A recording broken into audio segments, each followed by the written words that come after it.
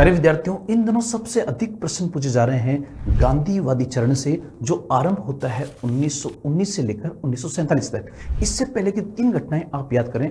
1917 का चंपारण सत्याग्रह, 1918 का अहमदाबाद मिल हड़ताल, 1918 का ही खेड़ा सत्याग्रह। साथ ही साथ 1920 का आप लोग असहयोग आंदोलन, 1922 का चोरी चौरा कांड, 1922 के बाद ही 1923 के अंदर स्वराज पार्टी की स्थापना, 1925 में सरोजिनी नायडू का कांग्रेस का अध्यक्ष बना, 1927 में साइमन कमीशन का आगमन, 1928 में नेहरू रिपोर्ट और डोमिनियन स्टेटस की मांग, 1928 में लीग फॉर इंडियन इंडिपेंडेंस की मांग, 1929 लाहौर अधिवेशन और पंडित नेहरू के द्वारा पूर्ण स्वराज की घोषणा, 1930 का सविनय अवज्ञा आंदोलन और दांडी यात्रा, 1931 का प्रथम गोलमेज सम्मेलन, 1932 का सांप्रदायिक पुरस्कार, 1933 का चौधरी रहमत अली के नेतृत्व में पाकिस्तान सब दिया गया। 1934 में ही भारत में आम चुनाव हुए, कांग्रेस ने पहली बार संविधान सभा की मांग रखी। 1935 का अधिनियम, जो भारतीय संविधान का महत्वपूर्ण पार्ट माना जाता है। 1936 में कांग्रेस का 50 सदर फैसपुर में हुआ, जो पहला अधिवेशन था जो गांव में हुआ। 1937 के प्रांतीय चुनाव, जिसने कहीं ना कहीं मुस्लिम लीग की एक प्रांत में सरकार नहीं बनी और भारत विभाजन का रास्ता कहते हैं कि यहीं से प्रशस्त होता है।